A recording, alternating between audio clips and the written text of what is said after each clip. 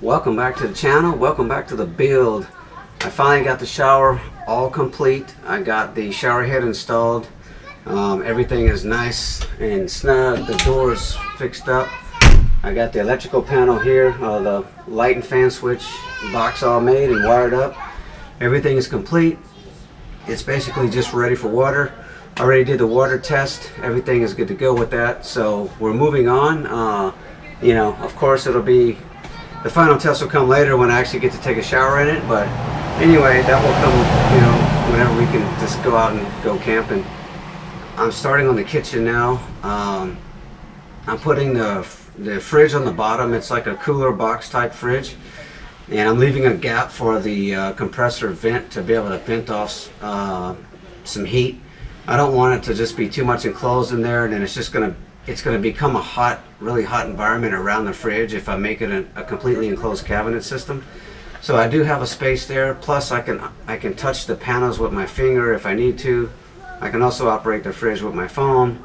And the actual battery of the fridge runs on its own lithium battery that can go for about maybe 12 to 18 hours depending on how cold the internal temperature of the fridge is beforehand. But so basically if I plug the fridge in all night up in the house and then just get it really nice and cold, then the battery will run it all day. So we'll go ahead right now. I'll show you guys what I've been doing in the kitchen. So I kind of built a little bit without filming. I ran out of some time. We had some bad weather days. I worked late a couple days. So, sometimes when I get home after running some errands after work and then helping my wife out around the house and whatnot, it's already getting dark here, 6 o'clock or so. And I don't have any daylight to come down and build in the van. So I'm actually just been moving stuff upstairs in the living room and building up there. With that, the lighting's not the best maybe at night, and I'm getting kind of tired and busy, and I'm not trying to like too much film and talk and explain everything. So I realize that's kind of not the whole purpose here. I want to show everything. So but anyway, we're moving on. I'll show you guys the kitchen right here, what I've been working on. This is going to be where the fridge will be. I like my door handles. It's some bears kind of hanging out on a tree limb there. It's pretty cool. So my theme again is going to be wildlife theme for those of you who are just joining me if you haven't heard. But anyway, so this section right here, so this will actually be my fridge. Let me pull this out. I do have a soft close 100 pound slides. The fridge, it's probably, I don't know, 15-20 pounds, maybe 15 pounds empty, but once we put food and drinks and stuff in it, it'll be kind of heavy. So I got 100 pound slides on here just to really hold it. So the fridge will just come right down, sit right there on the tray. And I built it, as light as I could. I'm factoring in all the weight I have to really factor into this, but anyway, try to keep everything down to a minimum. So this section right here will be my actual stove. This is going to be a wall right here down on this board. The stove will fit right here. It'll come up about a little above level with these right here. And then this will be a little bit of a countertop space. It's basically going to just be a big deep V, or a big square somewhat cut out. It'll slide right into there. Right here will be a little cabinet space. The sink will be right here, sort of coming down. And right here, this is going to be my gas, hot water gas range here. So from Gasland, I got to make the hole. I'm going to do that later once I really get the kitchen built in. But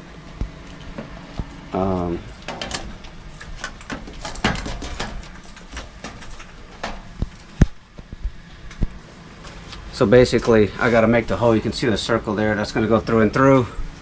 Bottom here, this will be for the shower coming out, and I got enough space for my connectors, a little bit of a gap under there. So I think we're going to be looking good with this. There's nothing combustible really around it. You know, all the hot air will come out of the top anyway, the exhaust, but anyway, this will be just for cooling vents on the side. But you can see it's all metal bolted onto it, and I'll trim away this carpet back down here once I get to that point. But so my next thing I'm going to do is continue on. The kitchen countertop will be right here, and it'll come out a little bit more and encapsulate the entire hot water heater right here, and it'll come down straight down, will be a wall right in this area. And then underneath here will be my small propane tank, and the kitchen sink gray water tank will be under here, and there'll be just enough space for some pots and pans. There's going to be some more cabinet space as well throughout the van, but yes, I'm just trying to make it as absolute compact and functional as I can without any wasted space. For Japan's specs, for the bed to be of a certain size for a camping car, there's actually a law that requires 50 centimeters per person wide, so, or 1 meter wide. And from this wall here to come out, it's about right in this area down here. So that way the wall will just end here. Water, gray water tank, propane cylinder, everything will be in here. And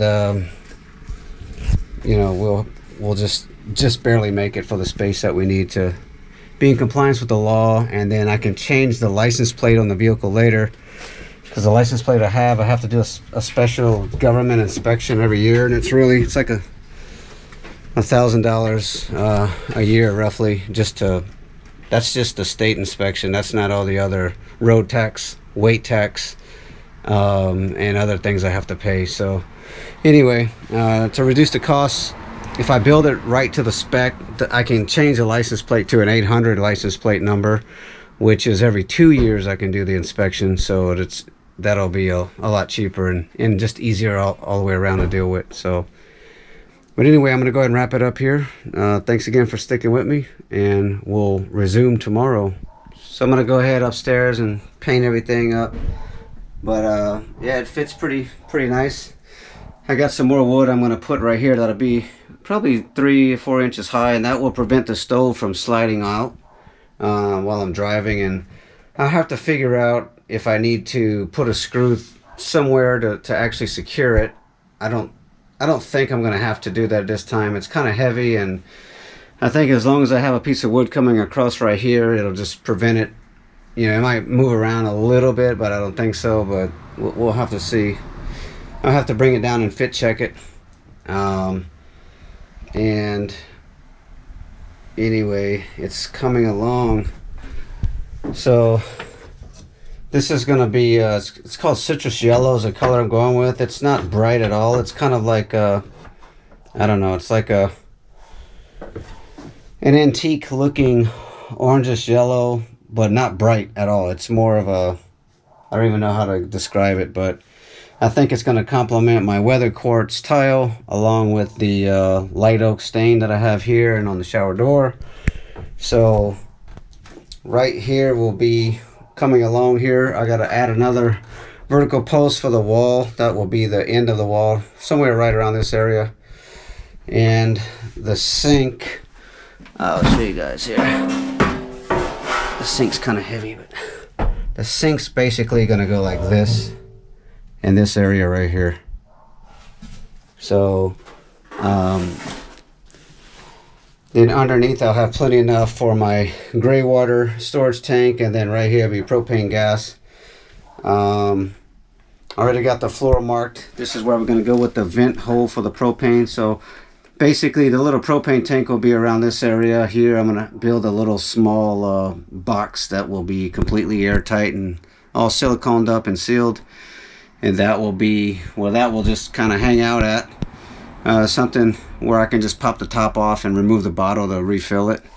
I'll totally, like, I haven't designed that yet. I'm just going to have to design a box and put a hole in it for the regulator holes to come through, and half of that hose, of course, will just remain in the box. Silicone everything up, keep it all nice and airtight. Have me a little 1-inch vent port right there. So far so good. This is just going to be, I'm going to come straight across with this wood, and this will be some kind of a little small access door. I don't know, this will be just utensils or cooking supply storage. You know, I may make this my little pantry spice rack, actually, while I'm thinking about it, because on this side, as the counter turns around and it's going to be rounded right here, I'm going to have a couple small little 10-inch drawers that will be for utensils and stuff. So this actually might be, I might make this like a little pull-out pantry. Just put a cool little door with just magnet closure with some micro hinges. And it'll all be underneath the countertop, of course, will be up here. Or the sink will start in this area too. But yeah, that might be perfect right there. Just a little hidden pantry. And that's really, for me and my wife, just to go out for a few days on a trip. That's all the spices and like dry things like coffee or rice or beans or whatever we want to do. Any type of dry foods, just put it in a glass jar or in a Tupperware. Some type of little container. I think actually, as I'm looking at this, that might just be perfect for a little micro pantry, just to cover us for a few days of spices and dry goods. Quick update on my wall progress here in the little kitchen. This is the, I'll get up close, this is the weathered quartz. It's actual real stone, just cut super thin. It's got a nice, real sticky adhesive backing to it. You can actually cut it with regular industrial scissors. You don't need anything fancy. And it literally you just square it up, put it on the bottom and lean it forward, and that's it. It'll stick. Press it up against the wall. It's got a couple more areas I got to touch up here and fill it in, but the detail is just amazing. I'm going to try to get really close. You guys can see the detail here. It's sort of like a two-dimensional effect to it, because you can see the depth. Some lands and grooves, like right here. You know, look at that. It's got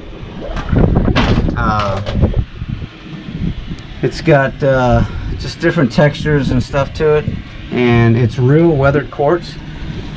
So also I got some trimming done here on the little kitchen. I got to put a magnet here to hold this closed, and this is going to be my little pantry right here. Pull out, nothing fancy. Hold some spices and dry goods, and this will just be a magnet close. So I went with it's called citrus yellow, but it's not like bright yellow. It's kind of just, I don't know, it just kind of complements the it doesn't clash with the quartz. I think, as you can see, the quartz here has some yellowish colors in it. There, like here, there's yellow accents throughout it that kind of highlights it, and I just thought that with the light oak stain, that the yellow here would kind of complement everything and blend it. So yeah, I've been driving it a little bit now. The door's holding up well. The magnets just hold it closed, really nice and snug. So I don't really need to put a latch on it to hold it. And I got the shower head all in there. It's been holding up driving. It's not falling down or anything, so which that's pretty good. But anyway, so this is not a paid review, but this is the Aspect Company weather quartz. So they make different types of stone. There's quite a few, but yeah, this one I just like the way it looks. It's just got that really aged, sort of sophisticated stone look to it that I think adds a high quality touch to any kitchen or backsplash. So we are done with this wall in the kitchen. Completely done. This is all going to be covered with the tongue and groove, so you're not going to be able to see this right here. Don't worry about that. It is going to look really nice. Yeah, some of these corners here, that was pretty hard to cut, but it came out not bad. I think it's on there, so yeah, I like it.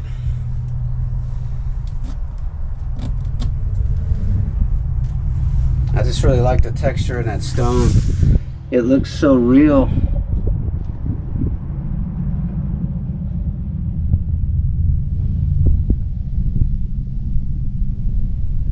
Yeah, another part of it done. So I have a couple more that we're gonna put right here, one here and one here, and then a wood trim, and that will be it. And they'll come out. They're 2 feet long, so they'll come out to right in this area somewhere. It'll be just enough for the stove. Here's just a sort of a check fit of the stove. Just brought it downstairs just to see what it looks like. It fits perfect. I wanted to have a couple inches of gap on each side just for heat dissipation, and then I have a little bit of space in the back for the propane cylinder that's going to go back there. And it really looks nice. It fits just right. I wanted it to stick up. You know, this is going to be the countertop surface right here with the sink. Will be countersunk, of course, but I wanted it to come up a little bit above it, and it sure does. So I'm really pleased with how that looks. And you know, of course, many people concerned about carbon monoxide poisoning, using gas and all this stuff, but you know, we're never going to be in here cooking with all the doors and windows up, you know, and closed and whatnot. It's going to be doors wide open, just like that, in the back door. But it just really looks really nice, and it'll be safe to use. And down here, of course, will be my fridge. So and then again, I can swing out the sides if I want. I'm not sure if I'm going to actually use these or not. I think I may take off the tabs here, let it swing open, and then I can just use magnets on the side to hold it open instead of these, because this thing's, you have to like open it really wide to lock it in on the sides, and I kind of don't have the space to do that with these tabs right here. So I'll have to figure that out later, but I mean, it's fine like it is right now. That just can stay folded up, and I can cook on it just like it is without any problems. So I'm not really too concerned about that, but it's impossible to think of everything, you know. I have this deer part of the antler right here. So I'm gonna go ahead and on the little pantry door here, I'm gonna go ahead and just put that right around here somewhere, and it'll just be my handle to open the door. It's gonna be like my pull tab. Open it, put the magnet on later. Yeah, that's gonna be it. So well guys, I really appreciate y'all staying with me for this one. This is moving on, part one of basically the kitchen build. And next I'll go ahead and wrap it up, and my other video will be countertop, wall, and just drilling the hole for the propane tank vent, and just running a couple wires. I got to run wires for the electric for the fridge. That's going to come through the back wall there and come all the way back to here's going to be my electric stuff. So but that'll be the next video, and that'll be later as soon as I can film. But I think we're moving on. And the actual countertop that I'm gonna make, it's gonna be an epoxy. I'm gonna use epoxy resin and make a full stone look to it. And I've experimented with epoxy a few times before, and it's gonna be really nice. The sink's kind of big, it's about 21 inches, but I'm gonna have a nice little area right here, and it'll look like a piece of stone countertop. So maybe granite or something like that. I haven't figured out the pattern yet, but I'm thinking something more of an earth tone that will match the quartz, just some darker colors, and maybe highlights with yellowish, reddish rust color effects into it. And I've experimented a few times with epoxy, so it's pretty awesome. But anyway, we're gonna go ahead and wrap up this video, So thanks again for sticking with me, and hope you guys are having a great time out there. If you haven't, please subscribe. And again, any parts that you see that I use, I will drop them in the description below. I'll link it. Everything's coming out of Amazon. So if you guys need to find anything, you should be able to easily look it up and find it, or something similar. Anyway, I wish everyone well again, and I'll see you on the next one. You guys take care.